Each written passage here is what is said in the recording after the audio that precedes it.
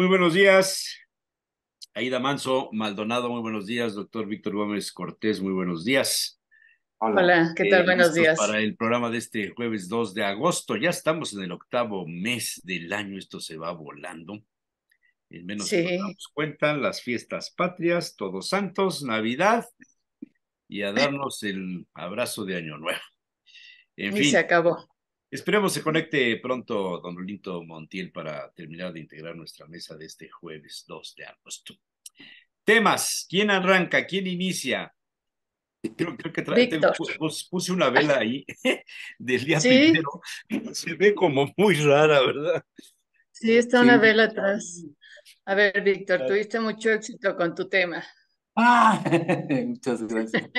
A ver, ¿qué? O sea que te sigue la luz, Jesús. No veas la luz, Jesús. Es No, pero sí tenía algo prendido atrás, ¿no? Sí, es una vela, su vela. es Ya. una tradición de familia. Todos los días El día primero de cada primero. mes Ok. se coloca una vela a la Divina Providencia. Mi mamá lo hacía, mi abuela lo hacía. Y yo lo sigo haciendo. No sé si Sí. sirva de algo, pero no, yo todos los días tengo una vela encendida, eso no me, pero ¿A poco? específicamente el día primero es esta vela. ¿Y para qué prendes diario una veladora? Pues porque me quita los olores de humedad, me aleja los mosquitos, Ah, sí, pero aromática, no, Dios me libre. No, velas ¿no? comunes y corrientes, sí, tengo mis Ah, velas. ok. Es para ahuyentar la maldad de No, yo aquello. no Ya. creo en la maldad, creo en la ineficiencia, creo en la estupidez, en la tontería, pero en la maldad no creo que haya gente mala, ¿no? Sí hay gente mala, serán los de la No, oposición. no. A En a ningún ver, lado hay temas, gente por mala. favor. Temas. Temas. Pues me encontré varios temas que me llamaron la atención. En primero, pues tú escuchas toda la cuestión económica en el país. El, Dices, bueno, el dólar está más accesible, ha disminuido, se conserva en su precio de 17 y fracción. Todo lo escuchas muy bonito, es lo que no veo reflejado en mi bolsillo, en mi cartera, porque sigo comprando cosas pues muy caras, ¿no? Y dices, pues todo va muy bien, la economía en México va excelente. Siempre hablamos de las cuestiones de la inversión y yo creo que es una queja que todos tenemos, ¿no? Nunca nos alcanza y ve los precios y efectivamente pues no te alcanza. Entonces me encuentro una noticia donde dice aumenta la informalidad laboral en junio, más de 32 millones de personas, de acuerdo al INEGI. Y entonces digo, y los que sí tienen contrato y tienen las prestaciones, ¿a cuánto asciende? Si hay en la informalidad 32 millones, y comenzamos a hacer nuestras cuentas, y decimos el sector productivo, ¿cuánto alcanzará? ¿Cuántos de los 130 millones de mexicanos están trabajando dentro de este concepto que tiene todas las prestaciones y que eso representa pues un impuesto para el gobierno? Y al parecer, pues todo está perjudicando a las entradas del gobierno con esta informalidad que no se paga estos impuestos en forma directa ante el SAT.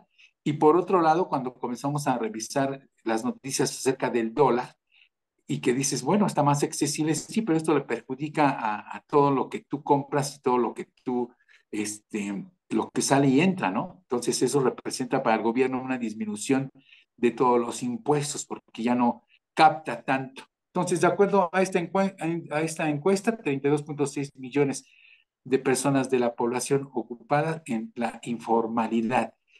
Y los que están ocupados están en un porcentaje de 43.5% en el sector de los servicios, en el comercio 19.5%, la industria manufacturera 16.7% y actividades agropecuarias en el 11% y la construcción el 7.8%. Y digo, no hay obra, no hay construcción y esto sí pega. Y con eso termino en cuanto a esta primera intervención. Pero Después me eso ¿de sigo dónde lo sacaste? del INEGI, del ¿Pero de INEGI, hace cuánto tiempo? de ayer mismo. De Ayer mismo, ayer. es noticia fresca, señor. Mm. Nos has enseñado que busquemos las Sí, fuentes para no pero es que equivocarnos. la nota que sacó el INEGI como una cuestión importantísima es el crecimiento económico en los dos primeros trimestres, casi el 1%. Tenemos, o sea, las noticias son buenas respecto de la economía. Sí, sí, aparentemente. O sea, todos, al parecer, tenemos nuestros datos, la información y No, las no, fuentes. El INEGI. No, yo lo sé. Sí, pero a veces los encabezados conviene mejor decir cuánto estamos creciendo y cuánto tenemos en el fondo, ¿no? Eso ya no lo No, pero decimos. acaban de dar unos datos, Víctor, que dice otra cosa, porque lo manejan incluso, bueno, sacaron una información del INEGI, dos personas, no me acuerdo, Aramburu, creo, y ellos hacen el desglose y lo manejan por A 10, ver, 12 niveles. De hecho, ahorita les mando la captura de a ver, a pantalla que ver, a ver, saqué a ese ver, día, a ver, a ver, a ver. se la No voy a es, mandar. no es la información de la prensa de la jornada No, no, este es El Economista, que es uno de los sí, periódicos más a ver. criticados por el presidente. Y dice, el Producto Interno Bruto creció 0,9% en el segundo trimestre y lo 7 trimestres en expansión, lo dice El Economista. La actividad económica registró un crecimiento anual de 3,6% y entró en fase expansiva el ciclo económico. Por buen camino, El Economista. Y ahí dice, el buen desempeño que ha Ujú. tenido la economía en la primera mitad del año permite prever que está más cerca con la meta de crecimiento de 3% planteada por el gobierno para 2023. Están las estadísticas y Sí. las expectativas de la Secretaría de Hacienda, del Banco Mundial, del Banco de México, del Fondo Monetario, de la OCDE y de la CEPAL. Es nota de hoy en la mañana, de la madrugada de este día, del Economista. Entonces, ahorita que diste estos datos, híjole, a ver, espérame, servicios y consumo, el grueso del Producto Interno Bruto, la industria se recupera, como que no me casan con lo que dices. Por eso te Busca la pregunté información de México de cuándo son esos datos. de ayer. Yo les mandé la tabla que dieron por los 10 niveles del incremento que ha tenido desde el 2016 hasta el 2023. Ujú. Sí, pues Sí, van pero estos variando, son ¿no? los Van ingresos cambiando. de los hogares, son los ingresos. Lo que está diciendo es que estamos hablando de temas que van de un lado para otro.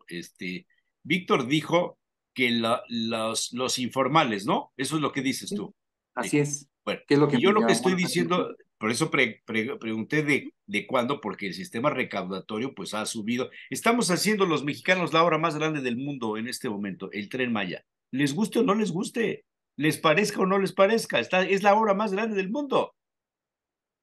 Claro. Bueno, del mundo conocido, porque a lo mejor en Júpiter están haciendo otro, pero Del, aquí del están mundo haciendo la obra mundial. más grande del mundo. Esto se tiene que traducir en una serie de ramas económicas, quieras o no quieras. Pero cuando tú hablas del tema de la informalidad, de los empleados informales, de las personas que están en lo informal, si estos fueran formales, el PIB aumentaría. Pero en el resumen de cómo está un país respecto de su economía es el Producto Interno Bruto. Ese es el parámetro. Por eso los analistas ponen énfasis en destacar cómo está el PIB de México. Pues el PIB de México en el primer semestre va bien. El peso mexicano, 16 y pico, 17 pesos por dólar, va bien. Ujú. No, no, o sea, quiero decir, los que saben mucho hablan y he estado leyendo acerca en cuanto al dólar, es como lo que tú pagas y lo que tú compras. Entonces, ya no hay una recaudación al tener el dólar tan bajo, no hay una recaudación favorable para el gobierno, ¿sí? Entonces, eso también le va Pero pegando otra al... vez, o sea, ¿a dónde va tu comentario en relación a los informales o me No, perdí? Sí, no, yo hablaba acerca de ese encabezado de los informales, ¿no? De 32 millones de mexicanos. Ayer sale la noticia al cierre de junio y dices, porque todo va atrasando y se va haciendo ¿En la dónde viste contabilidad, porque esa no lo... nota para buscarla? Bueno, te la mando, o sea, A ver, pero mándamela, sí, porque, híjole, sí te la luego mando. no sé que vaya a ser una nota de WhatsApp. No, no. Bien, A ver, mándamela. y, pues, y posteriormente, pues ya me fui a otra nota que escuché, nunca lo había yo leído, de la discriminación inversa, mencionada por Santiago Krill, que Eso tiene sufre 2 semanas, 3 semanas, sí, sí, es un tema. Ajá, Sí, sí. sí, sí, sí. hace énfasis una senadora o una diputada en cuanto a discriminación y dijo que eso no existía. Entonces me dediqué a buscar esta discriminación por ser güero y ojos claros. Él se queja mucho de esta discriminación y encuentro que desde 1970 se acuña y entra en este periodo en la política y una subrepresentación, acciones destinadas a remediar los efectos de discriminación pasada, tanto en el gobierno como en el sector empresarial. Y digo, bueno, entonces sí existe, pero a qué se refiere toda esta conversación? El otro por qué se queja, la otra por qué niega.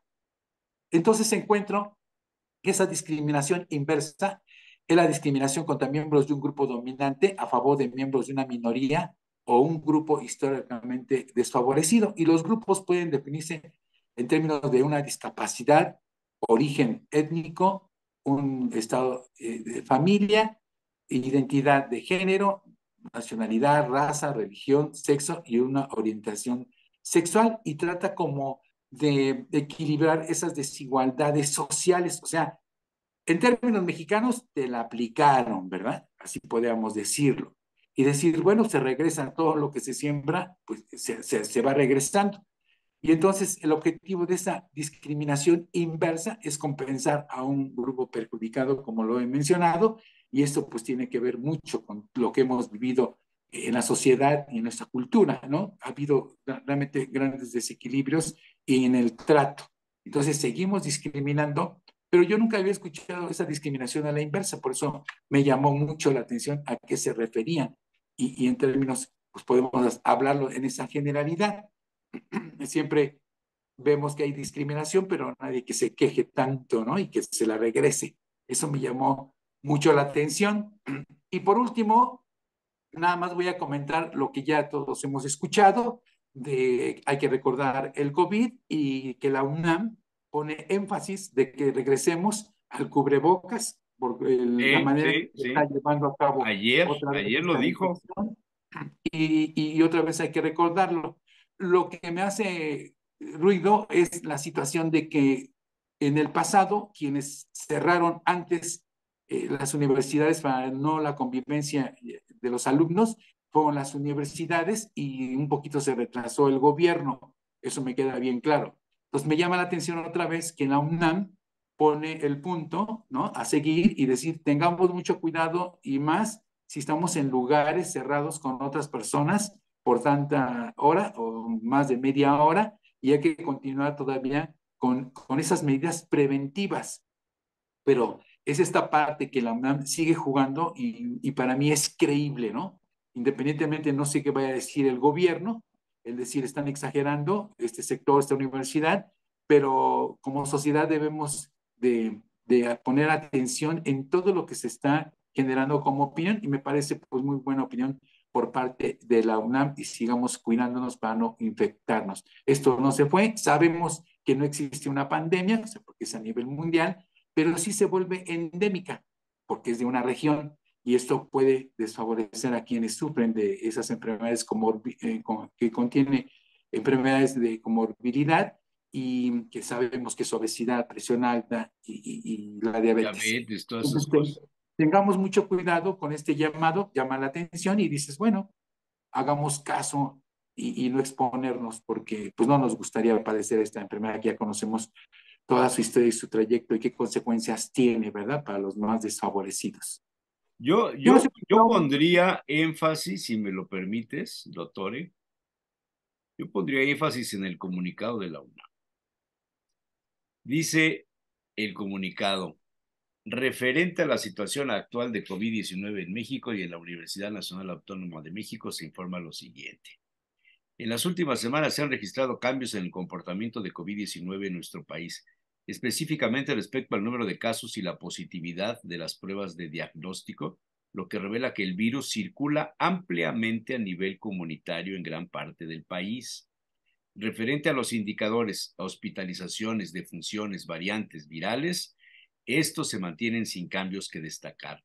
A pesar de que la situación se encuentra en relativa calma y condiciones generales favorables, se recomienda en esta época del año y ante inicio de actividades de la universidad continuar con las medidas generales de prevención de contagios y complicaciones por COVID-19, así como de otras enfermedades respiratorias, influenza, virus sincicial, no sé qué es, neumonía, etcétera. Especialmente considerar a las personas más vulnerables de la comunidad.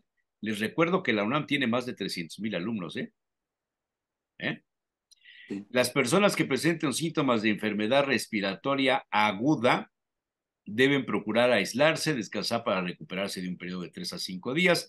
Se recomienda no automedicarse, etc. En caso de tener síntomas de enfermedad respiratoria aguda, usar en todos momentos cubrebocas durante la convivencia con otras personas.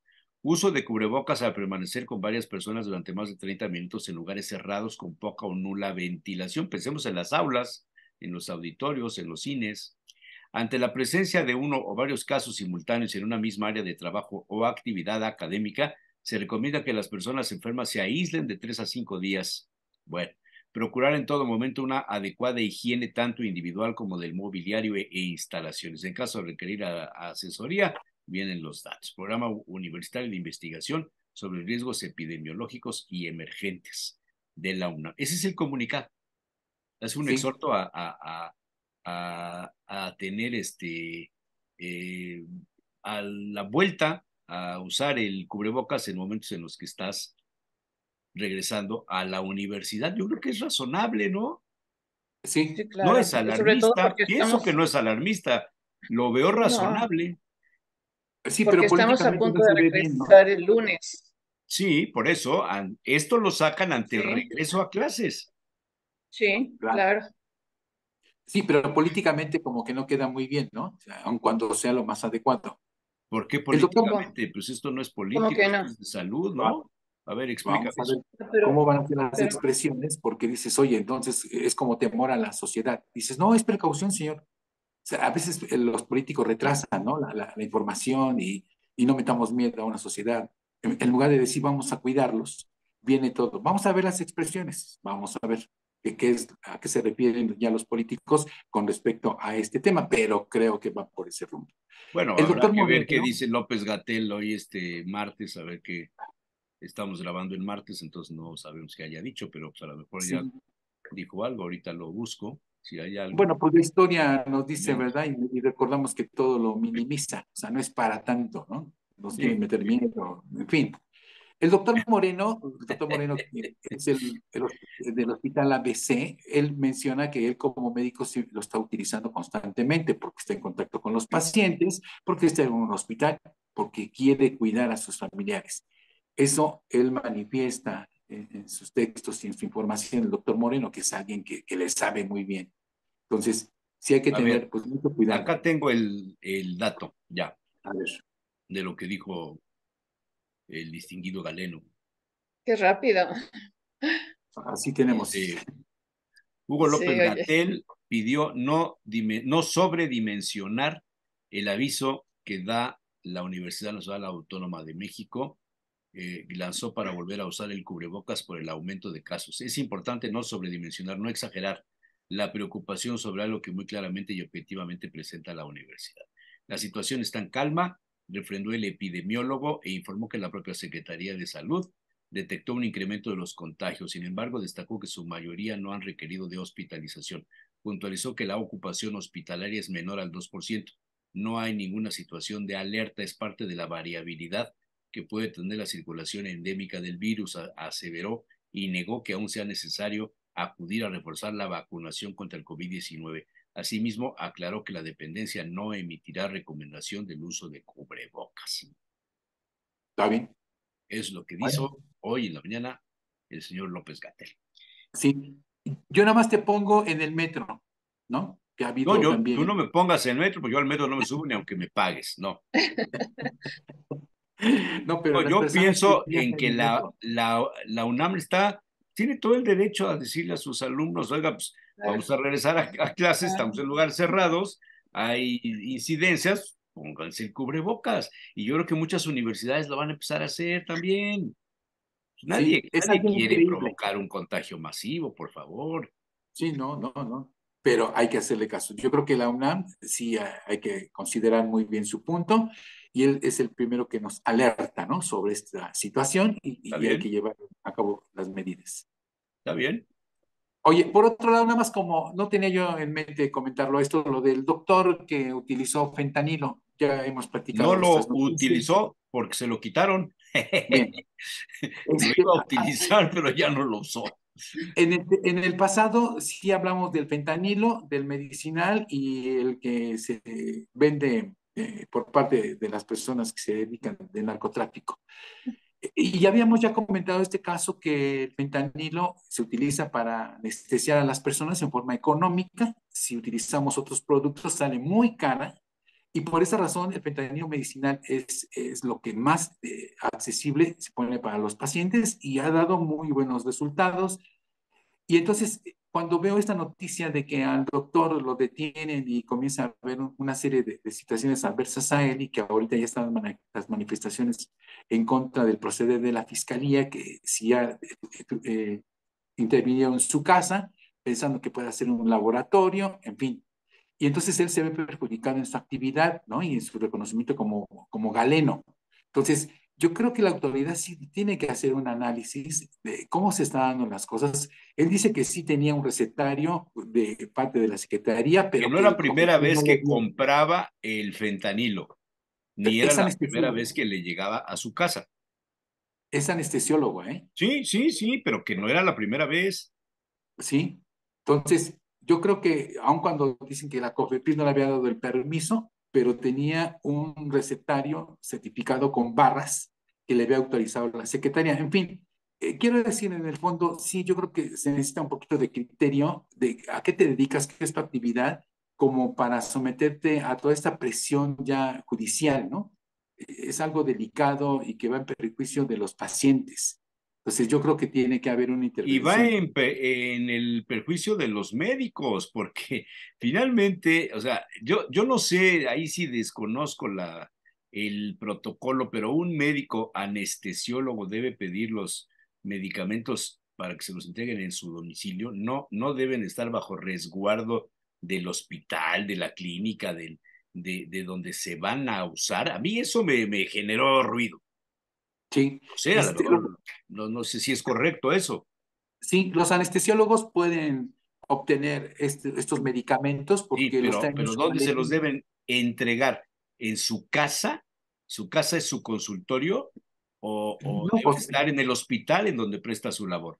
Bueno, es sí, que en un hospital todo te lo dan directamente del hospital, lo compras tú al hospital, no al médico, ¿no? Y eso siempre ha sido la práctica Sí, que yo he sí, visto. sí, sí, sí, sí, sí, pero correcto. también como anestesiólogo tienes medicamentos en tu botiquín porque ellos están muy preparados para todo lo que se requiere.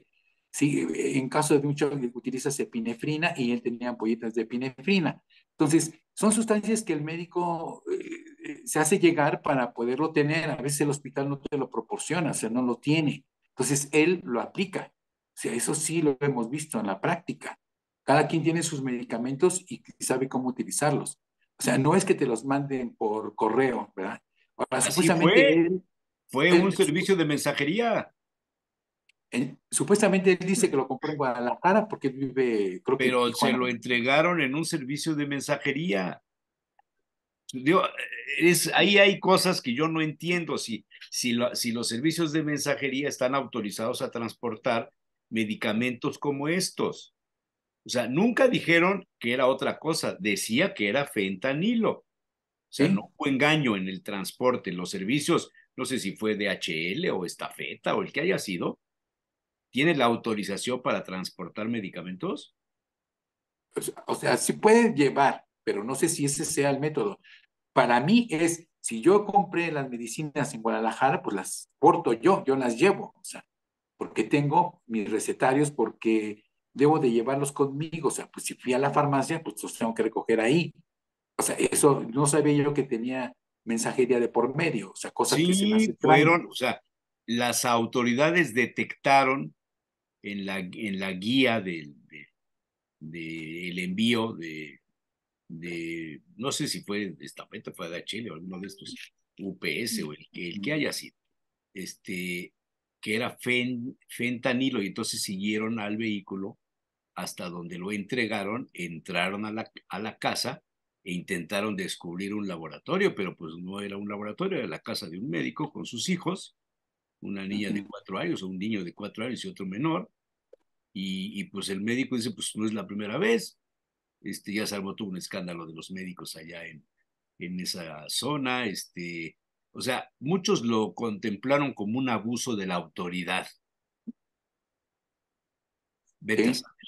El sí, caso es que, por suerte en México no hay fentanilo, ¿verdad, presidente?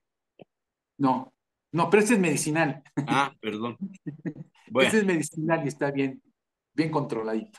otros temas, Oye, ¿por qué dicen es cuánto, señor presidente? ¿Por qué terminan diciendo ahora eso? eso ¿Qué es lo que... es en el escenario de los diputados del Parlamento, ahí es en donde se usaba esa frase, y ahora la gente fifí, digo, perdón, los chairos neofifís se Ajá. sienten que son más diciendo es cuánto, señor presidente. Es cuánto, señor presidente, ¿Cuánto? dice. Sí. Pero de hecho es una frase que se usa en masonería. Es cuánto, Así es. es De cuánto. ahí era clásico, pero como muchos políticos eran masones, pues lo llevaron a las cámaras, pero básicamente viene de la masonería. Sí, Cada vez que un orador termina de hablar, la decía, frase es es cuánto, cuanto es cuánto. Ajá. Es, venerable maestro, ¿no? En este caso. es Sí. como cuando tu mamá te decía, oye, ¿y por qué dices esa frase? No sé por Sí. qué. Yo nada más la pronuncio porque la Ahora escuché. vamos a decirle al doctor Gómez, ¿es cuánto, Es maestro? cuanto, señor doctor. Ah, no, venerable, venerable, ¿verdad? ¿Tú eres venerable o eres nada más maestro? Nada más, maestro. Nada más. Bueno, Está bien. bueno, a ver, otros temas, porque ya el doctor ya acaparó aquí el micrófono medio. Sí, por eso le di la palabra porque lo ocupa Sí, toda la hora, así que ya seguimos con sus tienes temas. ya bastante experiencia en cómo manipular, digo, cómo manejar a la gente. Ándale, ándale, ándale. Tengo un gran maestro que me Muy enseñó bien. desde chiquito a ¿Quién la sigue? conducción. ¿Quién sigue? ¿Quién Pues mi sigue? tema es muy rápido. Básicamente, con este regreso a clases, sí coincido con este Víctor. Leí el comunicado de la UNAM el día de ayer y efectivamente no es una alerta, no es algo para alertarnos, más bien para preocuparnos. Sí es una alerta de lo que está pasando, pero tomarla con cuidado. A mí lo que me preocupa en este regreso que me toca el día lunes es la cantidad de alumnos que tengo y cómo pues pedirles, porque no podemos exigir. Yo les aseguro que el primer día de clases no van a llevar los alumnos cubrebocas. Y estoy hablando de 55 alumnos por grupo. ¿Se imaginan lo que esto implica en un aula cerrada, que podemos abrir quizá dos ventanas pequeñas que tiene, de acuerdo al lugar que me va a tocar impartir las clases, pero no hay ventilación adecuada? Entonces dices, bueno, yo voy con mi cubrebocas, pero también qué tanto esto protege el que tú lo uses para estar junto. Si se fijaron, el comunicado de la UNAM decía que no hay que estar más de 30 minutos en un lugar cerrado, ¿no? Entonces, las clases duran 2 horas, hora y media. Entonces, ¿qué pasa? Nos salimos a los 25 minutos, váyanse a tomar el aire, regresamos. La verdad es que es un problema y yo por eso quería tocar el tema de cuál es el trabajo real y las implicaciones que tiene el hecho de ser maestro. No nada más con relación ahorita por la pandemia y el COVID, que sabemos que el COVID no se quita y va a estar acá con nosotros todo el tiempo. Y eso es algo que hay que asumir, ¿no? Pero la situación del maestro en general, el pago que se recibe realmente como maestro hora clase, y toco este tema porque es algo así como el 70%, si no es que hasta el 80% de lo que de porcentaje que hay en las universidades, casi en todas, ¿no? Bueno, en las universidades privadas no hay tiempos completos, son hora clase, pero en las universidades públicas que sí hay tiempos completos y medios tiempos, el 70 o el 80% es maestro hora clase. Esto que implica un sueldo muy bajo, y es algo que ya se ha venido denunciando, que hay sueldos muy altos en las universidades públicas, pero a cierto nivel. Después de ahí, los sueldos son raquíticos. Hay que estar corriendo todo el tiempo para poder sacar lo necesario para poder mantener a una familia. Entonces, una cosa es, y es lo que yo quiero hacer ahorita hincapié, una cosa es la cantidad de horas frente a grupo que tiene un maestro y el trabajo que hay detrás, ese no se toma en cuenta, porque cada semestre o cada año, según el sistema de cada universidad, te cambian las materias, te cambian los horarios y entonces te desajusta, porque si tienes otras clases en otras universidades, ya te movieron y te quitan clases en otros lados. Esta es la situación real del maestro, por eso quise tocar el tema. Pero independientemente de eso, ¿cuánto te implica cada vez que te cambian materias preparar una nueva materia? Porque no es lo mismo que la tienes que actualizar cada periodo, esto es cierto, pero cuando es una tras otra, los periodos que se supone que tiene uno de descanso, en realidad es preparar lo que viene. Entonces no es tan descanso como tal, ¿no? No sé, Olinto, ahorita cómo anda en esto, pero ahorita que yo tuve, en teoría, como veintitantos días de vacaciones, la realidad es que todos los días estoy en la computadora trabajando el periodo que viene y que viene ya casi la próxima semana. Entonces, realmente es una situación que yo quisiera que sí se entendiera, porque además regresas a clases y también estar con alumnos no es un tema fácil, ¿eh? Te encuentras con todo tipo de personas y que tú tienes que tener empatía, tienes que llegar en las mejores condiciones.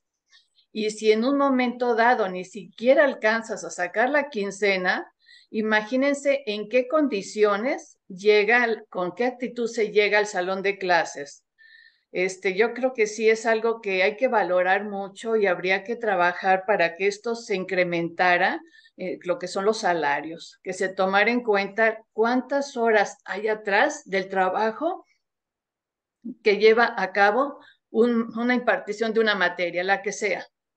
Y creo que sí vale la pena reflexionar sobre esto, ¿no? Que se mejoraran estas condiciones. No sé ustedes qué opinen. Yo creo que Sí, lo debes que, pasar a la ventanilla de aumento de sueldos. No, o a quejas, ¿no? no es fácil. No, pero Oye, eso, oye, tú sí, acabas de tocar un tema muy fuerte, querida Ara, porque eh, desafortunadamente, a diferencia, por ejemplo, de Europa, algunos países, el maestro es un profesional altamente valorado y por tanto los sueldos son muy buenos. Sí hay una exigencia muy alta en países como en Suecia, Noruega, cosas así, sí, sí, es una exigencia muy alta, pero ganan excelentemente bien por la importancia que reviste un profesor. Acá en México no. En México, desafortunadamente, excepto en la SEP, que los sueldos, digamos que son, pues, en general buenos, sí, además por las prestaciones que tienen.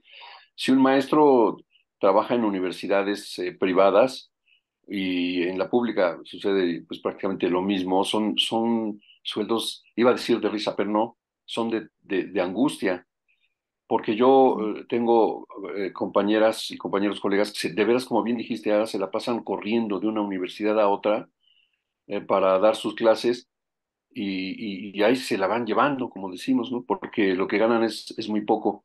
Es infravalorado el trabajo del maestro y en muchas universidades ni siquiera tienen seguridad social, no tienen No. prestación alguna, no tienen nada. Es su clase y ahí murió. Y a veces ni siquiera elementos mínimos necesarios. Por ejemplo, llegan a trabajar, no sirven los proyectores, no hay audio, los materiales son de ínfima calidad, textos, fotocopias muy malas. Entonces, sí es algo muy preocupante porque, por lo tanto, la calidad de la clase deja mucho que desear en muchos casos. Entonces, yo creo que sí habría que reflexionar esta parte que tú dices ahora de valorar correctamente el trabajo de un profesor. Es verdaderamente complicado dar clases porque, como bien dices, el trabajo, como decimos de hora nalga, no es valorado, pero nada, no se paga en absoluto y es bastante, ¿no? Estar preparando temas es complicado y a veces los alumnos últimamente ya no son como antes. Los alumnos últimamente son muy exigentes en términos de que cualquier cosita se inconforman, no les parece el maestro y lo quitan, ellos tienen la prioridad y el maestro es un elemento prescindible, es absolutamente prescindible, es como un obrero más. Que con cualquier cosita pues vas para afuera, ¿no? Y a veces ni ¿En la las gracias dan. universidad pública eso o en las universidades privadas, Olinto? Bueno, eso pasa en todas partes, en todas partes. Entonces, yo creo que es muy triste, ¿no? Porque ya cuando tienen un trabajo, por ejemplo, en las públicas, un tiempo ya más alto ya no es hora clases, sino medio tiempo, tiempo completo, ahora sí ganan bien, ¿sí? Y ya si pertenecen a un área investigativa, de las universidades, pues ganan todavía más, ya son universidades de más alto nivel, pero los hora clase, híjole, es muy triste que una clase la paguen, pues no sé ahorita en cuánto esté, pero yo creo que 80 pesos, 70 pesos, de lo que Entre implica 80 una y hora. 100 pesos, ¿eh? De Exactamente, y 80 a lo que 100. implica, exactamente, lo que implica eso es de tristeza, que cómo llegan a valorar eso, siendo que manejan presupuestos, pues buenos, ¿no? Para hacer edificiotes como este de la UAP, gigantescos, y a que a un maestro le paguen 80 pesos una clase, es una ofensa a la dignidad de un maestro y de una persona que se dedica a la docencia, es indigno. Pero pues así las cosas, ¿no? Habría que hacer algo, no lo sé cómo ni por dónde, pero es muy triste. Y luego los maestros de la SEP, los que andan dando clases en las zonas rurales, híjole, los ve uno ahí parados en la autopista, por ejemplo, no sé si siga, pero uno veía parados en la autopista esperando que les dieran ray para que los llevaran a alguna localidad donde tenían que tomar otros 2 o 3 camiones para llegar al lugar donde iban a dar clase. O prepararse para la semana, se iban a dormir allá, iban a pasar el fin de semana, digo, la semana allá. Entonces también es muy sufrido el trabajo del maestro en Caray, zonas ¿cómo, rurales. cómo ha cambiado todo, ¿verdad? Sí, es Porque yo me terrible. acuerdo hace muchos años, caray, los parientes, los amigos del gobernador, del secretario, del periodista, la periodista, pues, les conseguían plazas ahí en la CEP y pues Ujú. nomás iban y cobraban cada quincena o cada mes, ¿no? Yes. Y daban clases. Yo creo que ni siquiera sabían dar clases, pero ay, esos eran otros tiempos, cómo ha cambiado todo. Pues no tanto, No, pues el director de la UNAM, sí, Pues, ¿qué no ves las yo- denuncias que hay aquí de todos imposible. sí, los por aviadores todos de la lados. SEP en el Sí, barbosismo? sí, Pues, es por terrible. favor, hombre, es increíble, Es es la Los que cierto. fuente están hasta arriba inagotable están de muy bien. recursos. ¿Perdón? ¿Cómo era? El problema es toda la base, ¿no? De maestros en Sí, todos sí, lados. sí, sí. Y en las Claro, universidades sí, privadas ni siquiera hay prestaciones, No, nada, no hay, nada. no hay pago de vacaciones, no hay nada. Ah, aguinaldo, no hay pero la nada. escuela sí te Entonces cobra está las totalmente vacaciones. desprotegido. La escuela sí te Ah, Absolutamente. cobra las claro, pero vacaciones no se y no las se paga las al pagan al maestro. profesor, efectivamente. No, Eso es un Pues, atentado a la dignidad yo de creo que una tú te persona pones que tu se dedica a la precio, ¿no? A docencia. tus servicios. Tú pones el precio a tus servicios. Por ejemplo, como médico tienes que certificarte cada 5 años. Eso quiere decir que necesitas ir a conferencias con puntaje. para que esto te sirva para presentar tu examen y te recertifiques. Eso es en todos los niveles de la medicina. ¿Cuánto te cuesta ir a conferencias que tengan puntos para que te avale y presentes el examen? Pues mucho dinero. ¿Cuánto cuesta una consulta? Pues si vas con el especialista, media hora te va a cobrar como 1,000 pesos, 1,500 pesos. Un médico general, 600 pesos, ¿no? Oye, pero pues aquí en la farmacia de Lauro te cobran 30 pesos, 40 pesos, no sé cuánto cueste. Y dice, sí, o sea, tú te pones tu precio. Y efectivamente, Alan, yo creo que cuando dices, es que doy una hora clase, pero en el fondo son 2 horas de preparación para esa clase. Cuando examinas a tus alumnos y los estás calificando Ujú. y comienzas Claro. a rectificar todo esto y le das una nota, dices, ¿cuánto se lleva? O sea, el precio yo creo que lo ponemos nosotros. Hay algo que es tangible y lo intangible, y eso pues no se mide. Pero esto me lleva a un chiste que escuché hace mucho tiempo, que eran dos políticos que se encuentran y le dice uno al otro, oye, fíjate que mi hijo no quiere estudiar, no quiere trabajar, yo ya no sé qué hacer con él. Le puedes conseguir un trabajo, pero para que sufra, ¿eh? Para que sufra, para que ya entre ya al redil. Y entonces, así lo hace el amigo. A los días le dice, oye amigo, ya le conseguí trabajo a tu hijo. Sí, ¿y dónde va a ser? Pues va a ser el secretario particular del presidente municipal. ¿Y cuánto va a ganar? Pues 60,000 pesos. ¿60,000 pesos? Sí. No, no, no, no, no. Yo te dije que hay que hacerlo sufrir a este chamaco para que aprenda lo que es la vida. Bueno, está bien. Se va con la encomienda. Entonces, ya le habla otra vez. Oye, pues ya le conseguí uno de 30,000 pesos. ¿Y qué va a hacer? Pues tal cosa. No, no, no, no. Yo necesito que hagas sufrirlo más. Pues ¿cuánto quieres que gane? Pues no sé, unos 5,000 pesos. Ah, no, eso si fuera doctor en filosofía. Y efectivamente, en México así es. Los que están Pero ¿a qué te altamente refieres? ¿A qué te sí, refieres, Víctor, con que el precio lo pone uno? el precio uno lo cotiza. O sea, yo vendo mis servicios por tanto, si no, no lo doy, ¿no?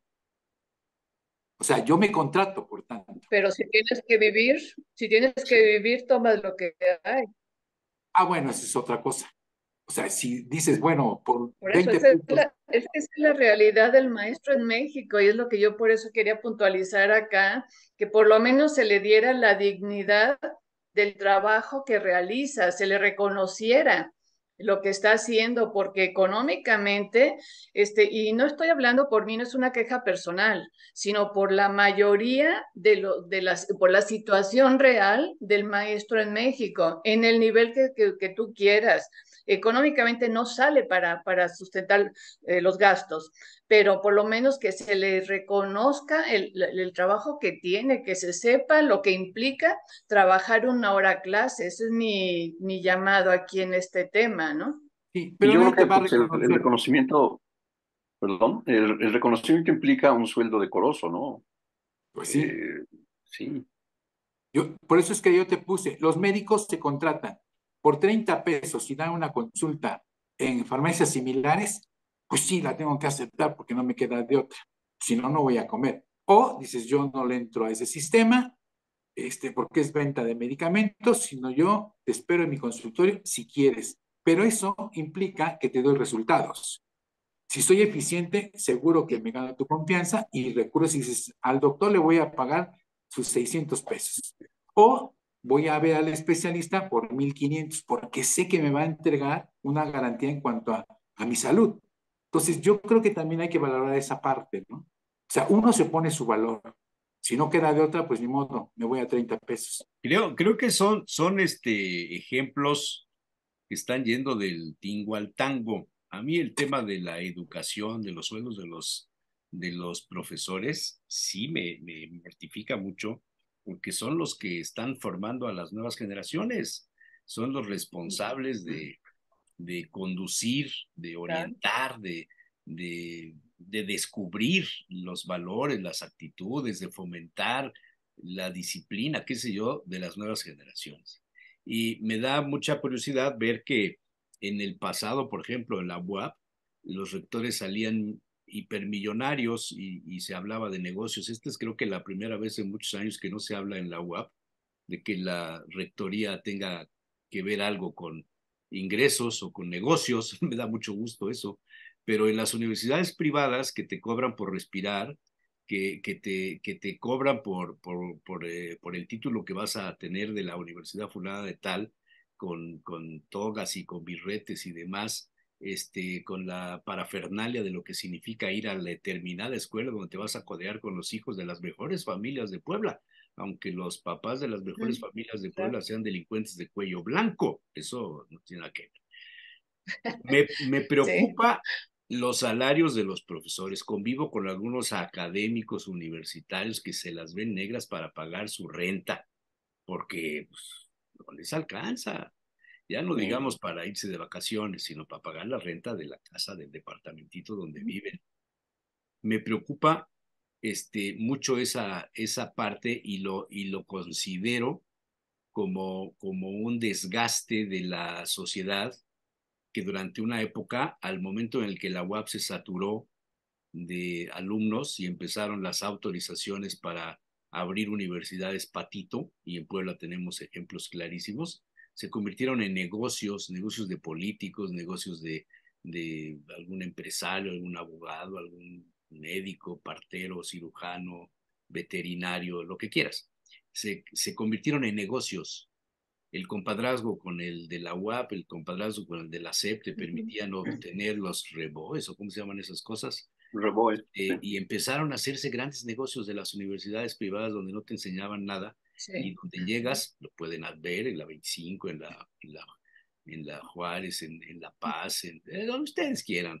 Pásense por la puerta de la universidad privada fulana de tal que tiene 300 alumnos y hay un Mercedes-Benz en la puerta de la universidad que es la del rector, Es, aunque así los es. maestros no Claro. ganen dinero. Me Claro. preocupa.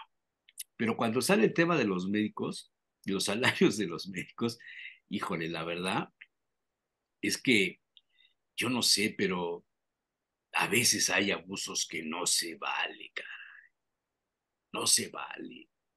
Hay Ujú. médicos que de veras, en serio, yo no sé si harán obras de caridad por fuera, pero ojalá, pero hay unos que dices, híjole, se deja, pero un médico de especialidades, como dijo el compañero Víctor Gómez, no cobra menos de 1,000 pesos.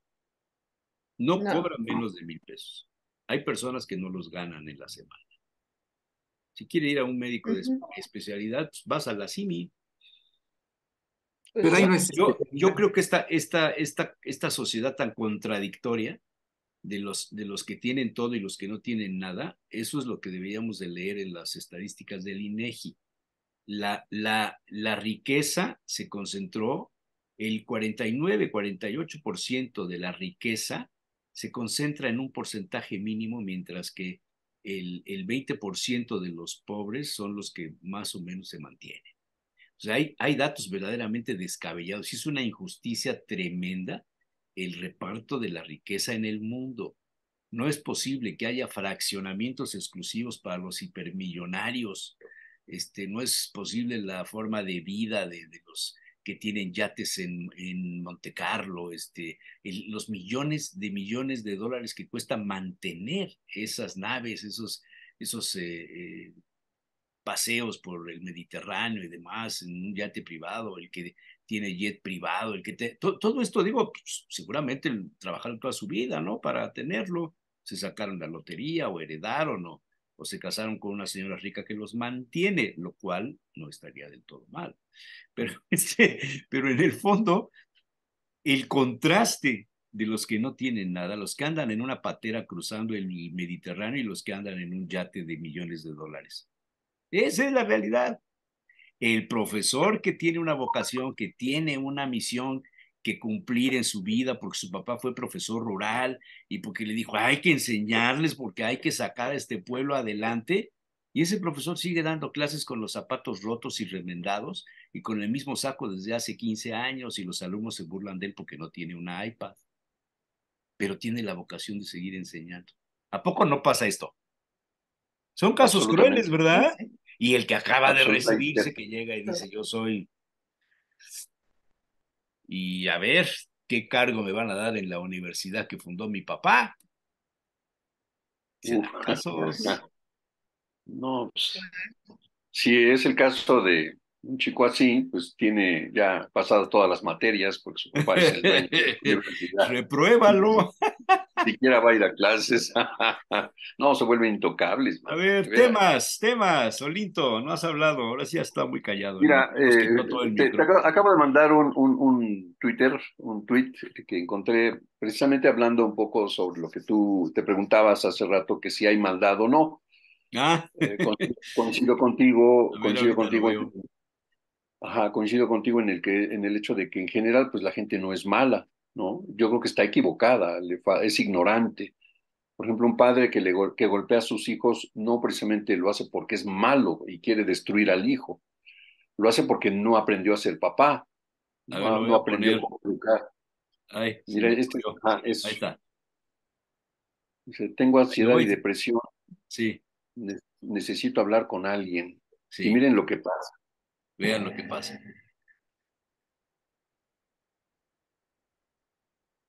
Le da la vuelta al Pero, cartelito y dice, dinero gratis. y entonces ahí sí,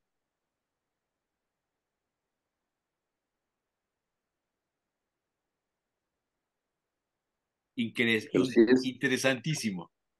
sí, entonces eso pues, nos da pie a reflexionar sobre qué nos pasa como seres humanos. Es un tema que ya verdaderamente nos sorprende porque se han hecho este tipo de experimentos muchas veces. Por ejemplo, el caso de los abrazos gratis. Gente que se cuelga un cartelito y dice abrazos gratis o lo tiene hacia arriba, abrazos gratis, y nadie se detiene hasta que por ahí alguien se detiene y empiezan a llegar. Lo cual muestra que mucha gente tiene mucha desconfianza del contacto con el otro, con sus semejantes, tiene mucho miedo del contacto. Y cuando se descubre que el contacto es gratificante, es terapéutico, empiezan a acercarse y mucha gente hasta regresa por doble abrazo. Mucha gente vive víctima de la experiencia de soledad, de angustia, de depresión, y no se atreve a pedir un abrazo, por ejemplo, ¿no? ¿Por qué somos así? Que nos llama entonces más la atención el dinero gratis, rápido, ¿no? Pero si alguien necesita, tiene un dolor en el alma, necesita hablar con alguien, pues con este caso nadie se para, ¿no? Nadie se No hay, detiene a ver, a decir, no, pues que lo consulte un psicólogo, ¿no? O que vaya con el médico, que le dé un no es mi antidepresivo. problema, No es mi problema, ¿no? Entonces, ¿no? digo, ¿qué es lo que está pasando, ¿no? Con los seres humanos, que nos hemos vuelto terriblemente egoístas, ególatras, ¿no? Egocéntricos, donde solamente me importo yo y si acaso un poco mi familia y ahí muere, ¿no? Lo demás, que se vaya por un caño, porque no me interesa. Entonces, esta parte me llamó la atención al ver este tweet, dije, wow, cuánto amor nos hace falta, ¿no? Como sociedad. Y eso es algo que venía denunciando ya desde siempre, pero por ejemplo recuerdo mucho los textos del famoso psicoanalista Eric Fromm, ¿no? Cuando hablaba de precisamente como sociedad, hemos llegado a un punto donde la inhumanidad se ha hecho presente, muchos profesionales, referentes espirituales, etcétera, maestros, denuncian esto lo han venido denunciando de que, pues, ah, tras la aparición sobre todo del siglo XX, y quizá desde antes, con la revolución industrial, pues se puso en tema central y como anhelo y ambición, dinero, dinero, dinero, dinero, y no porque el dinero sea malo, por supuesto que no, pero sí nos hace olvidar otras cosas que son fundamentales, ¿no? Que es la solidaridad, el estar unos con otros. Veía yo otro tuit donde unas personas en una playa se apresuran, eran como 50 personas, se apresuran a salvar una ballena orca que estaba en la playa ahí agonizando y la ayudan todos. Otros donde ayudan a unos buitres, a un águila, perdón, que llegó cansadísima y sedienta y le dan de agua. Digo, ¿por qué si ayudamos a los animales? Pero a las personas, pues no. Entonces, qué es lo que nos está pasando? Nos estamos volviendo misántropos, nos caemos mal unos a otros, y a los animales sí, porque vemos su nobleza. Este, ¿Qué es lo que nos está pasando? ¿No era más que nada para invitar a la reflexión de que qué nos está pasando como sociedad, que nos estamos volviendo muy eh, insensibles unos con otros, ¿no? No sé, tema para Oye, reflexionar. la burra no era arisca. Y esto lo Mm. saco porque aprendemos a muchas cosas. Dices, es que ya no confío. Me volví muy desconfiado porque ya he recibido demasiados golpes. O sea, la gente aprende. Al principio dices, no, conmigo te llevo a un buen camino, lo que vamos a conseguir, porque el pueblo, la comunidad, porque mi familia, en fin. Y dices, y al final no cumpliste tu palabra o no nos llevaste a ese buen fin que tú decías. Por eso es que saco que la burra no era arisca. O sea, hemos aprendido a través de golpes. Y dices, ya no me vuelve a suceder. El decir, dame un abrazo, Linto, dame un abrazo. Ay, ¿qué querrá el doctor ahora? ¿Por qué me quiere dar un abrazo? Si nunca me pide, nunca quiere verme, ¿no? Más que a distancia, pero que nunca participa. ¿Ahora qué querrá? O sea, siempre desconfiamos de esa situación. Y digo, sí es cierto, o sea, falta mucha generosidad. O sea, no hemos cultivado la generosidad y seguimos en esa desconfianza. Ahorita que hablabas de los perritos, ayer escucho una noticia, ¿verdad?, de que fue atropellado tres perritos en Cuautlancingo, ¿no? Y El se armó un cuñado, escándalo, claro, Ah, sí, algo supe de eso. lo que pero sí, y hubo lo un que feminicidio en la 10 de mayo y no se armó escándalo. No pasa nada. Ah, así sí. es. Y dices, pues, ¿qué Ay, nos ay, está ay. pasando? Y efectivamente hago ese llamado también, ¿no? Es decir, si es muy cruel, sí es cierto. Vivimos mucha crueldad y estamos deshumanizándonos. Entonces, ¿cómo es Sí, posible esto? Ustedes saben que son expertos en la conducta humana. ¿Qué nos está pasando y cómo podemos remediarlo? Pero yo creo que todo esto tiene que ver con el individualismo en el que estamos viviendo, en el que no te importa el otro, tienes que ver por tus propios intereses. Lo hemos comentado que esto se da en todos los sectores, es desconfía del otro porque no sabes qué intenciones tiene. Si es entre compañeros, compites, estás en una competencia. Si es entre maestros, igual, porque nos han llevado a un sistema de puntos en el que hay que tener más certificaciones, como dices tú, más estudios, más grados. Ahorita ya las universidades están exigiendo el doctorado. No importa dónde lo curses, pero hay que tener el doctorado. Entonces, ¿cuánto implica todo esto? Entonces, acumular, no le digas al otro porque te va a ganar.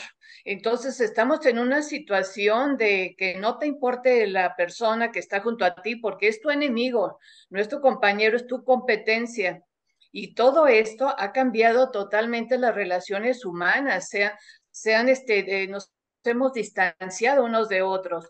Y ahorita yo recordaba lo que pasa, por ejemplo, cuando tenemos un problema muy grave de personalidad, un trastorno muy fuerte como una esquizofrenia, un autismo, son niños, cuando son diagnosticados de pequeños, que les dan mucho temor las personas porque desconfían de los humanos, porque quienes los han agredido, es decir, no es un esquizofrénico, no se hizo solito, no es pura genética, sus relaciones humanas estuvieron muy complicadas y entonces desconfía de la gente. Y esto lo sabemos de toda la vida. Sullivan trabajó de manera impresionante con pacientes esquizofrénicos. Él mismo se decía que tenía una personalidad similar. Entonces, ¿qué pasa con este tipo de personas? Es mejor que se puedan, es más fácil que puedas ver un acercamiento con un animal que con un humano. Entonces, las terapias con animales han resultado muy bien para este tipo de afectaciones en estas personas. Ojo, yo me lo llevaría un poco más allá. ¿Qué pasa con aquel que tiene empatía por un perrito, por un animal, cualquiera que sea, y no tiene empatía por un ser humano? ¿No está ya también afectada su mentalidad, su salud mental? Porque entonces, ¿por qué la defensa tan insistente en los animales y los humanos no nos importan? No sé qué opinen. Ya sí, hemos hablado de esto en otras ocasiones y la verdad es sí, que es un ¿Sí? asunto bastante delicado. La, la, el cambio de valores, el cambio de trato de una persona hacia sus similares, hacia seres humanos y el trato a las mascotas. Hay una invasión en términos muy amplios del espacio familiar donde la mascota recibe más atenciones que los ancianos, por ejemplo. Sí, sí, sí, sí. Es muy fuerte, pero es algo que está pasando y en México no sucedía. Pero estas son cosas que nos vienen de otros países, de esos países Sí, sí, ultradesarrollados, sí. donde no falta Sí. dinero, donde sobra todo, donde no hay hijos, donde hay un desapego total a la familia, donde no hay familias como tal. Ahí es en donde se viene generando la preferencia por los animales. ¿A cuánto no se ha gastado en el rescate de las ballenas? No sé si vieron ese reportaje de No. 100 ballenas que llegaron, ballenas guías o no sé cómo les llaman, que llegaron a un sitio y empezaron a pues ahogarse, no sé, un fenómeno ahí raro, creo que Ah, lograron salvar a 40 o algo así. ¿Cuánto dinero no se gastaron en buscar el submarino este que fue a hacerse selfies en el Titanic? ¿Cuánto? ¿Cuánto dinero no ah, se ha claro. gastado el grupo de los ultramillonarios empresarios que rentan un cohete para darle una vuelta al espacio?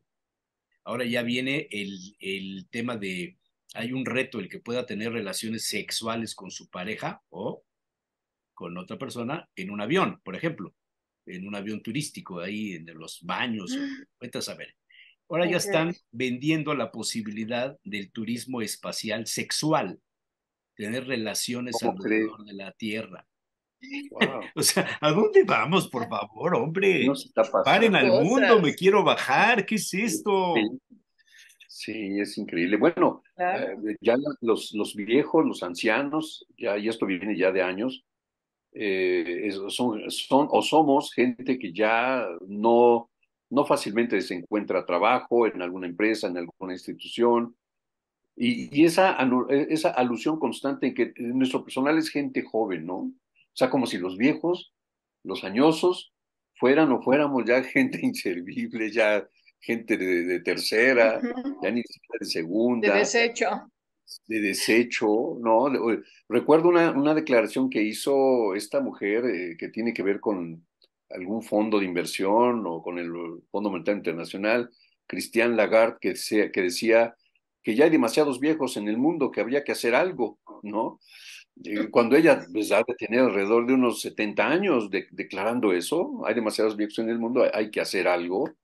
O sea que ya hay que desaparecerlos, que de qué se trata, ¿no? Y cuando vemos también, y eso lo hemos escuchado muchas veces, hijos que expulsan a sus propios padres de las casas de ellos, cuando el papá le costó, a la mamá les costó tantos Así años, es, llegan y los expulsan, les arman así es. juicios y unas cuantas cosas más, y andan en la calle, ¿Eh? o los meten a Ujú. un asilo, Sí. Los meten a un asilo, eso es en realidad, ¿no? Los meten sí, a un sí, sí, asilo. sí. Oye, Y ellos se quedan en la casa, ¿no? Claro. quería comentar acerca del papel que juega el perrito o la mascota. A ver, Parece que es la contención dentro de la familia porque uno de los miembros ya no puede hacer ese papel.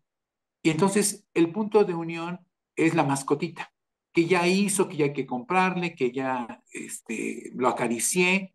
Parece que es el que contiene a toda la familia. O sea, yo creo que es el papel que están jugando. O sea, es sumamente importante. A la familia, sea pobre o sea rica, tiene perrito.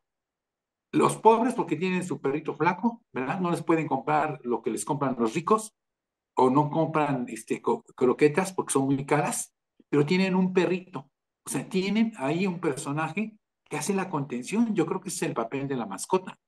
Y principalmente un perrito porque es muy noble. El gato ok, no es tan vamos noble. a pensar en la mascota, pero hay personas, yo creo que todos conocemos a alguien en nuestra colonia o en relaciones de familia o de conocidos que no tiene una mascota, tiene dos, Sí, Varios. tres, cuatro, cinco, sí, seis, sí. siete, ocho y más. Y Ujú. todos conocemos a Sí, alguien que no duerme con su pareja, duerme con su perro.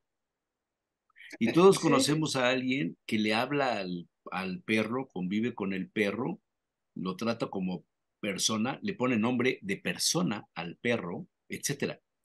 Todos conocemos a alguien Sí. que te dice, es que prefiero a los animales porque la familia le hizo una jugada. Entonces rompe con la familia y prefiere a los animales. Todos sabemos de casos donde una herencia importante se la dejaron a los perros o a los gatos. Sí, ¿No es así? sí, sí, sí. Bueno, no olvidemos esa expresión que dice, mientras más conozco al ser humano, más quiero a mi perro. Ajá. Claro, claro, es un poema, sí, claro, Sí, sí, claro, sí. claro. Es Pues yo increíble. traía dos temas, pero pues ya con esto que sacaron, ya está ni, no sé Sí. si valdrá la pena, caray. A ver, sácalo. Uno por lo Pero menos. A ver. pues, son temas que son provocadores, eh, resulta que hoy, el día 1 de agosto, se celebró el Día Mundial de la Alegría. ¿De la qué? De la alegría. ¿De la qué? De la Alegría. alegría. Ah, Alegría, alegría. No el dulce de amaranto, sino el Día ahora. Que no Mundial el de amaranto. la Alegría. A iniciativa de un colombiano, Alfonso Becerra, en el Congreso de la Gestión Cultural de Chile en el año 2010, se puso el día 1 de agosto para celebrar el Día Mundial de la Alegría. En un principio, esta fecha se conmemoró en 14 países, incluidos Chile, Brasil y Argentina, entre otros. Hoy día ya está declarado mundialmente como una fecha instaurada ya. Expertos psicólogos definen a la alegría como una emoción pasajera que se manifiesta por medio de la risa o la sonrisa, aunque también es cierto que la alegría provoca manifestaciones de todo tipo, desde saltos, aplausos, bailes. Cada persona la manifiesta de forma diferente. Realmente la alegría es una emoción subjetiva y dependerá mucho de la persona a la que preguntes. Habrá personas a las que les provocará alegría estar tumbados en una hamaca en una playa en el Caribe, y para otros la alegría es hacer una buena caminata en la montaña. Lo que sí es cierto es que una persona alegre rinde más, tiende a estar más sano, a superar las dificultades y a provocar alegría a las personas que tienen alrededor, a hacer el bien. La alegría se multiplica exponencialmente, así que te animamos a compartir tu alegría para que más personas se contagien de este sentimiento, uno de los más hermosos que puede tener el ser humano. Aunque cada persona se siente feliz con cosas muy diferentes, hay determinadas cosas que suelen provocar a todos alegría. Una caricia, una sonrisa, un abrazo a un ser querido, una música, una buena película, la risa de un niño, un éxito en los estudios, en el trabajo, compartir el tiempo con los amigos, con los seres queridos, superar una enfermedad o un reto, una buena comida, un postre, un vino, un helado, jugar, correr, saltar, estar en contacto con la naturaleza, ir al cine o al teatro. Todo esto forma parte de ser alegres. Ideas para celebrar: escuchar una canción o un disco que nos guste, realizar alguna actividad divertida como un paseo al aire libre, ir a la playa o a la montaña con amigos, tomar un helado, un dulce, chocolate, quedar con tus amigos, hacer feliz a un niño o a cualquier persona, sonreír, correr, jugar, saltar. La mitad de la alegría reside en hablar de ella, reza un proverbio persa. Día Mundial de la Alegría. ¿Cómo ven? Sí. Excelente, O lo excelente. explosivo, ¿no? La carcajada, ¿no? No era Sí, más la sonrisa suave, sino ja, ja, ja. La expresión, ¿no? sí, Sí. sí, Cada uno es diferente. sí, ¿Será sí, sí. que nos hemos olvidado de ser alegres? Sí. Yo creo que sí, pues yo creo que sí se nos olvida porque en la vida cotidiana esta vorágine de estrés, de angustias, de que no alcanza y ya viene, hay que pagar la renta, las colegiaturas, uniformes, etcétera, etcétera, etcétera, o la cuenta del hospital, peor aún. Entonces, pues estamos con la angustia que hay que entregar las tareas que nos asignaron en los trabajos, preparar las clases, etcétera. Vivimos en un constante estado de angustia y de estrés, y esos estados nos impiden experimentar precisamente la alegría que es tan necesaria, ¿no? Y es tan saludable porque le damos más importancia a la angustia, al estrés, a las preocupaciones y todo lo que se apareja con eso. Yo Es creo el que no ritmo. es tanto que se nos olvide, ¿no? sino que estamos, como dices, Olinto, tan metidos en sacar lo necesario para sobrevivir, para irla pasando, que no tenemos tiempo para ver qué cosas me hacen bien, con qué cosas me sentiría yo realizado, sino que cuando el trabajo, y volvemos al tema que yo había tocado, cuando el trabajo es para sobrevivir, porque no tienes ni siquiera la opción de trabajar en lo que te gusta, que es mucho, es en muchos casos esta situación, entonces Sí. vas porque no te queda de otra, tienes un título de algo y no puedes ejercer en eso, entonces adquieres el trabajo que encuentras prácticamente con el sueldo que te den, porque tampoco a veces se puede exigir porque no hay opciones. Entonces estás tan metido en esto que el hecho de plantearte qué quiero yo hacer, qué me gusta, cómo son las cosas, porque retomando aquí esto de, ay, se me fue ahorita el nombre, ahorita me acuerdan ustedes, el autor de Ética para Amador, Ah, Fernando, Fernando Sabater, Fernando Sabater, Sabater, ya me acordé. Sabater. ¿Se sí. acuerdan? ¿Se acuerdan?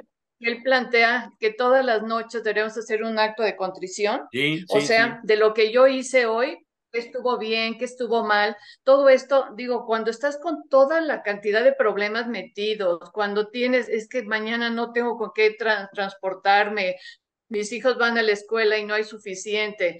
Cuando esta es la realidad de la gran mayoría, de más del 50% de la población, ¿dónde entra esta cuestión de ver por ti, de ver para tus cosas? Entonces yo creo que esto tiene que ver no tanto con olvido, sino con la realidad que se está viviendo en México, ¿no? Ujú. Yo creo Hubo que también hubo estamos, una novela, no sé si llegaron a leerla, pero hubo una novela de Dominique Lapierre, no sé si llegaron a leerla, La ciudad de la alegría, donde un sacerdote francés, un médico de los Estados Unidos y una enfermera de Assam y un campesino indio se ganan la vida tirando de un rickshaw que se encuentra un día bajo las cataratas del Monzón y se instalan en el alucinante decorado de un barrio de Calcuta para cuidar, ayudar y salvar a la gente. La ciudad de la alegría. Se hizo película. No sé si llegaron a leer la No, novela, es fue lo que uno de acabo los de grandes ver, que hay una éxitos película. de Dominique Lapierre. Bueno, ese es un tema que traía yo. El otro tema es más provocador todavía y tiene que ver con algo de lo que ya se ha dicho aquí. Resulta ser, así me enseñaron a decir, que una juez, Yadira Medina Alcántara, del Juzgado Tercero del Distrito en materia administrativa de la Ciudad de México, en la noche del 31 de julio le dio un plazo de un día a la Secretaría de Educación Pública para frenar la impresión de libros. Ah, sí. La juzgadora otorgó una suspensión definitiva para que la Secretaría detuviera la producción del material. Se advierte que las autoridades responsables han sido omisas en el cumplimiento y por eso es que les dan un día para frenar. Y es que hay un amparo que ganó la Unión Nacional de Padres de Familia, el amparo 784 diagonal 2023, que reclamó que los materiales de los libros de texto no se adecuaron a los planes y programas de estudios vigentes y tampoco siguieron el procedimiento previsto para su emisión. Las autoridades responsables deben verificar que se hayan observado los procedimientos legales respectivos para la determinación de los programas y planes de estudio y para la publicitación de los libros de texto gratuitos, según dijo la juzgadora. Entre otros temas, resulta que el nuevo libro de texto de secundaria dice en algunos párrafos, es interesante esto, dice, uno de los nuevos libros de texto para nivel de secundaria menciona el desplome del colegio Enrique Repsamen. ¿Sí se acuerdan de eso, no? Sí, Sí, sí, claro. En la Ciudad de claro. México, ocurrido durante el sismo del 19 de septiembre del 17, hecho que describe el libro de texto como, entre comillas, producto de la negligencia y la corrupción de particulares y autoridades que hoy enfrentan a la justicia. Y presume que Claudia Sheinbaum, entonces jefa de la delegación en Tlalpan, ex jefa de gobierno y aspirante presidencial, se disculpó públicamente con los padres de los niños fallecidos. En aquella época murieron 19 niños, etcétera, ¿no? Entonces, en este libro se explica lo que pasó, la pues, actividad de las placas tectónicas, la fuerza de la naturaleza, los sismos trágicos que ha habido en la Ciudad de México en el 85 y en el 17. Según este nuevo libro, los daños asociados al sismo del 17 fueron menores en comparación con los del 85, pero evidenciaron la aún existencia de omisiones sobre el uso de suelo permitido en la ciudad, tipos de estructuras reglamentadas y deficiencias de materiales utilizadas en la construcción de los nuevos inmuebles. En fin, el libro está enfocado a exaltar, según los críticos, por supuesto, la imagen de la señora Sheinbaum y a denunciar el tema de los, ¿cómo se llama? De los negocios que se dan entre los pues, particulares y los funcionarios. Ha sido toda una polémica la redacción de estos libros, el tema de que no se sujetaron a la consulta con los profesores, que los profesores no los dejaron opinar nunca. Ya se convocó a una manifestación para dentro de unos días a nivel nacional para protestar por los nuevos libros de texto. Es todo un rollo tremendo lo de los libros de texto. ¿Qué va a pasar? ¿Cómo lo ven?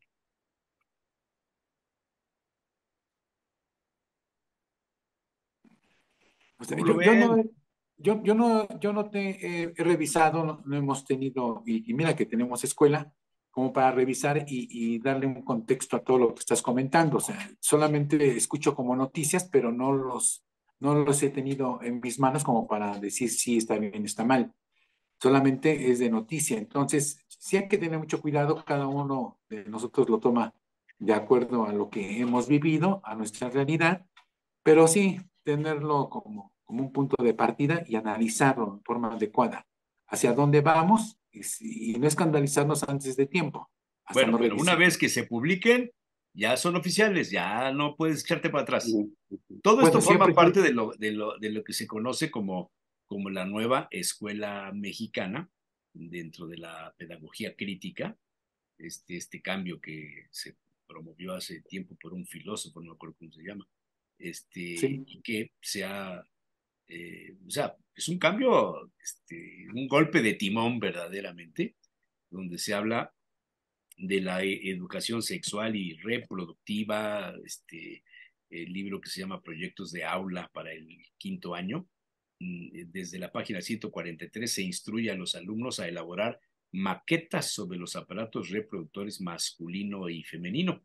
Las maquetas son interactivas y a partir de los elementos de uso común se desarrollan úteros con mecanismos ilustrativos para menstruar y penes con la capacidad de expedir un líquido que representa el semen. Estos contenidos, según la nota que estoy leyendo, generaron controversia en redes sociales. Sin embargo, la falta de conciencia y acceso a la educación sexual y reproductiva ha puesto a México como el primer lugar en embarazos adolescentes, según la OCDE. Y así un montonal de datos, que si las matemáticas a temprana edad, que si los pasajes de la historia de México, que no se parecen a los que nos enseñaron en mi generación, en fin. Híjole, ¿qué va a sí, Sí, cómo no. pasar? sí. Bueno, el Yo creo presidente que ya dijo que no los va a embodegar, que van a salir El presidente dice que no le va a hacer caso a la jueza. Punto. así, Así otra vez. claro. Bueno, ya sabes que la ley es la ley. Bueno, Volveremos a los tiempos de la educación confesional, donde los mm, libros de texto gratuitos los tenías, pero nunca los abrías, salvo cuando iba el inspector de la zona escolar. Entonces te decía el profesor, habla del libro en la página fulana, y uno sacaba otro, y ya pues, le embarraban la mano al inspector y nadie decía nada. Y los libros eran los que ponían las escuelas privadas, confesionales en la mayoría de los casos, donde te contaban una historia de Benito Juárez diferente a la que te cuentan oficialmente, y los niños héroes y el cura Hidalgo y todas estas cosas. O sea, a mí me tocó esa parte donde pues, tenías dos versiones, la que te daban, la que mi abuelo decía que era la que él había vivido o la que le habían enseñado en las escuelas rurales, y la que me enseñaban a mí, pues eran discusiones terribles, quién era bueno, era malo Morelos, era bueno, era malo Zapata, era bueno, era malo Juárez. Es que en las escuelas privadas te decían que las leyes de reforma le quitaban a la iglesia todos sus bienes, y entonces pues, todos los católicos, ¡ah! Pero te sacaban del contexto de todo lo que era la historia del país. ¿Verdad? Creo que es un Sí, asunto bien delicado los libros que le dan a los delicado. niños, ¿eh? Bien Sí, porque delicado. por ejemplo en el ámbito de la sexualidad humana hay una tendencia en algunos países y de la protesta de los padres de familia, en Estados Unidos, en algunos otros lugares, en Argentina, están muy inconformes por la tendencia que está teniendo la educación sexual, que cada día es más incluyente de temas que a los papás podrían o nos podrían escandalizar eh, respecto a la sexualidad humana, por ejemplo, hablar ya más abiertamente e incluir temas como la bisexualidad, lo transexual, el transgénero, más allá de la anatomía del aparato sexual, que eso se viene manejando desde hace muchos años, sino las nuevas tendencias de la ideología de género, por ejemplo, a muchos papás les escandaliza. Um, habría que estar más atentos porque no por la apertura a todos estos temas, por ejemplo, con la gente de izquierda, la gente progresista, sí vamos a incluir y vamos a hablar, y el respeto por la diversidad sexual, que me parece correcta. Sí, pero por ahí debemos ser cuidadosos porque se podrían colar acciones y tendencias que sí habría que reflexionar si son del todo saludables o no para los niños pequeños. Ayer estaba viendo un video de una psicóloga que la está entrevistando una reportera, si no entendí mal, transgénero, y la psicóloga, yo voy a averiguar más sobre eso, dice que la pedofilia es una orientación sexual. Válgame Dios. Entonces dije, a ver, ¿cómo está eso de que la pedofilia es una orientación sexual? ¿Hacia dónde estamos yendo? Sí, Entonces, ¿hacia dónde Claro, estamos?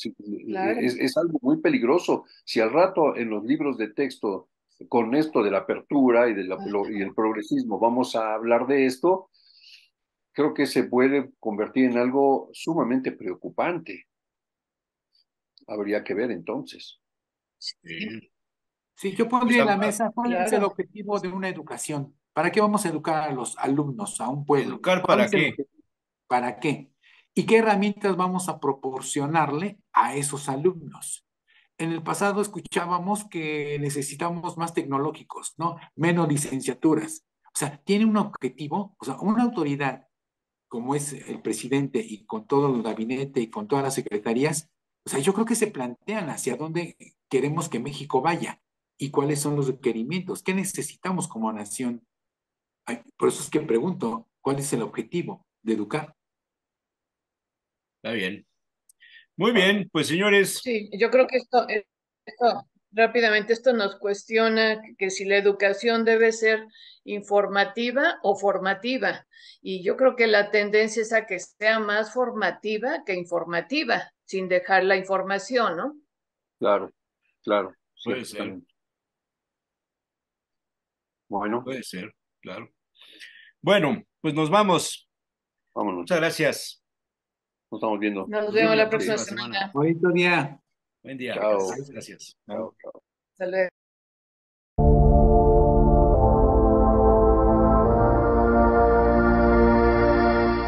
La alta costura es una cosa bastante extraña, porque en el mundo puede pasar cualquier cosa, y la alta costura sigue existiendo. Sí, es cierto. Más aún en París. Francia está en llamas en estos momentos con la muerte de Nael. Así que todo esto de la alta costura puede parecer un poco absurdo. Y al mismo tiempo creo que es precisamente una de las cosas que tiene más legitimidad para permanecer y continuar. Porque es realmente un oficio, una profesión y que es un gran orgullo poder, creo, preservar y seguir haciendo alta costura. Persévérer et continuer de faire de la couture, quoi.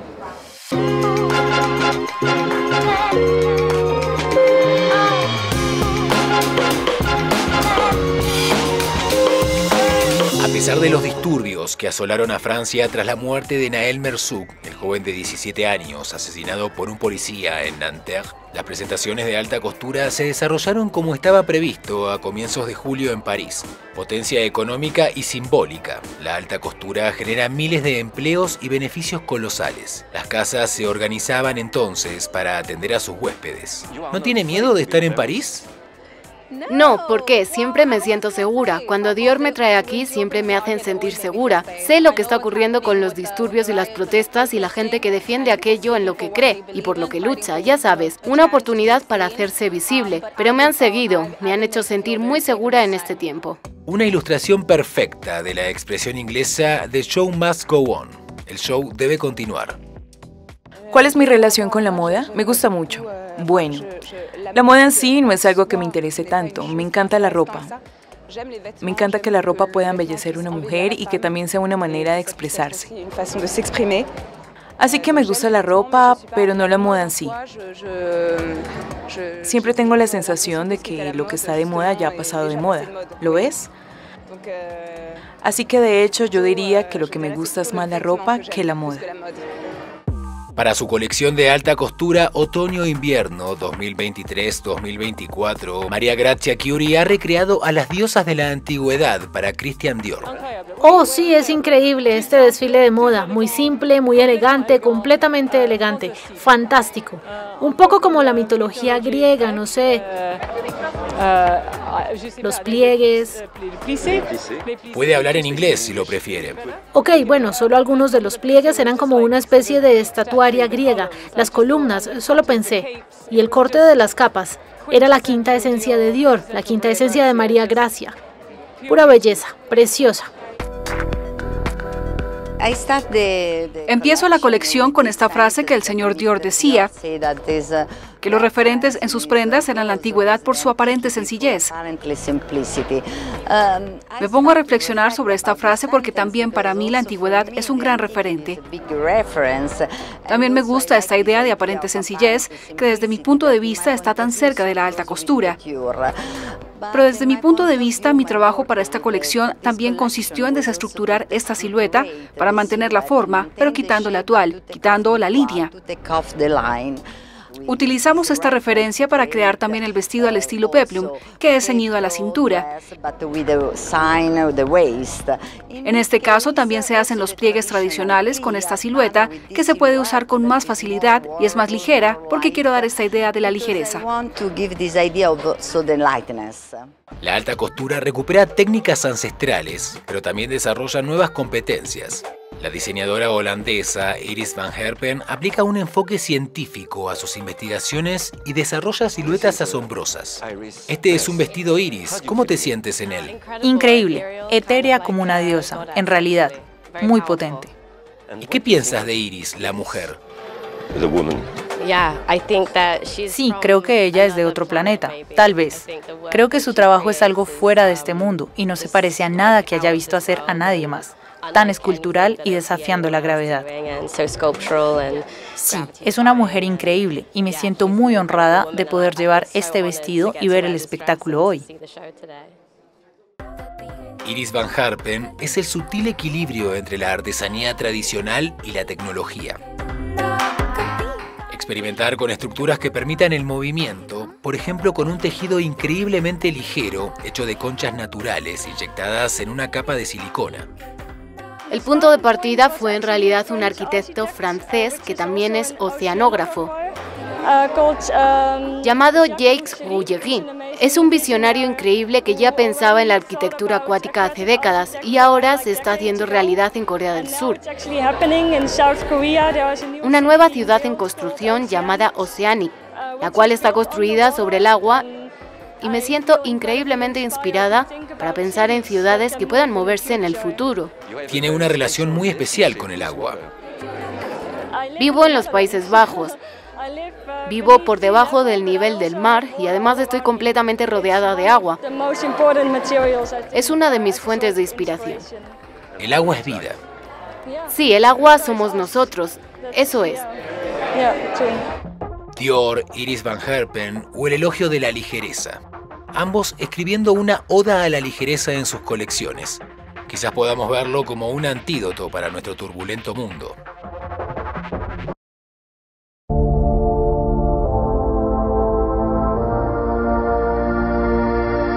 Los periodistas.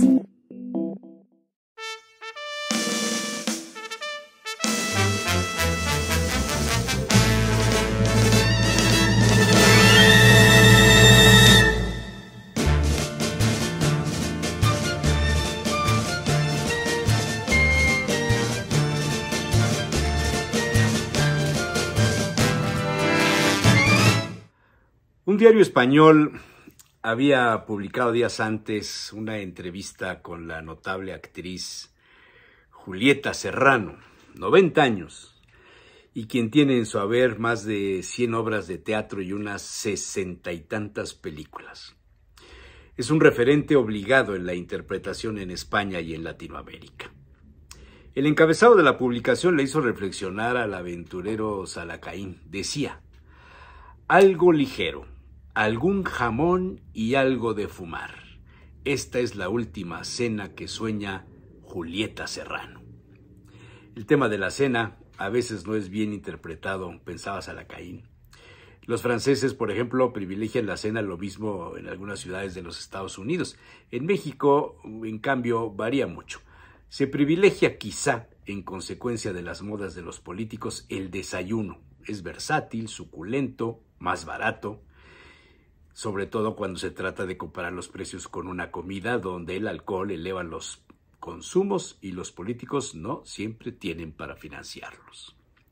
Las cenas, en cambio, han sido asumidas más en el hogar, en la casa de alguien. La invitación a cenar en casa es producto de una relación más íntima entre las personas. Pero muchas veces las cenas son el principio del sobrepeso, de la mala digestión, y eso los médicos lo condenan. Había en el pasado un refrán: de grandes cenas están las sepulturas llenas, en referencia al riesgo de sufrir una indigestión. Además, aumentan los riesgos de reflujo, las flatulencias y, por supuesto, las pesadillas. El cuerpo no descansa con el estómago lleno, decía una de las tías abuelas de Salacaín. Hoy día las redes sociales publicitan el llamado ayuno intermitente como una herramienta para controlar el peso y mejorar el metabolismo. El aventurero había tenido sus prácticas muy personales, quizá derivadas de otro refrán muy popular en el pasado. Hay que desayunar como un rey, comer como un príncipe y cenar como un mendigo.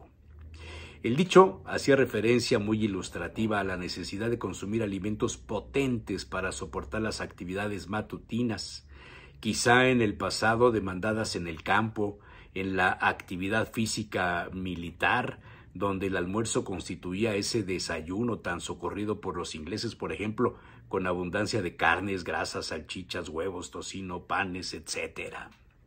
Así, durante muchos años, los habitantes del campo privilegiaron aquel dicho de desayunar como un rey y después tomar una comida más ligera y prácticamente irse a la cama con una colación en el estómago.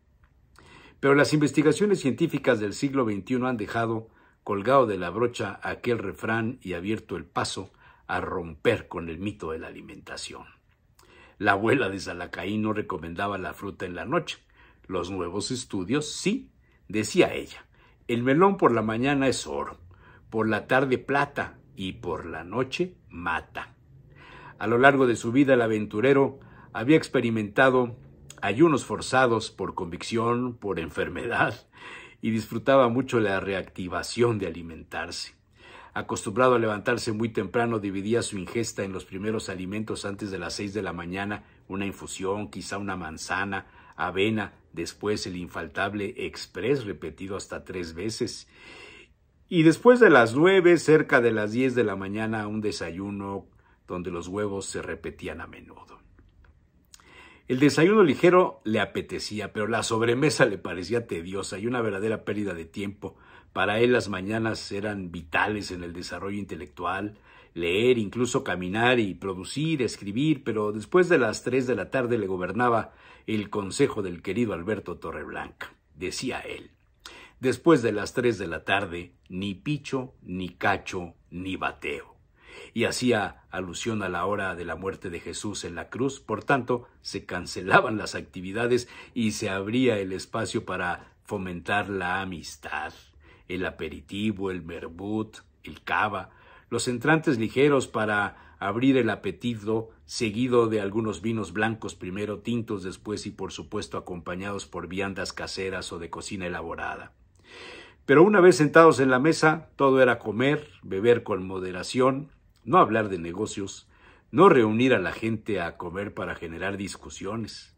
El momento de la mesa en la comida debía ser de respeto al otro, de tolerancia, de no echar a perder la digestión. Y ahí, recordaba Salacaín, aparecía otro refrán popular de su abuela, citado a menudo en compañía del primero. De penas y cenas están las sepulturas llenas, porque las penas, cuando son dilatadas, hieren, y las cenas, si son copiosas, matan. Pero esa es otra historia.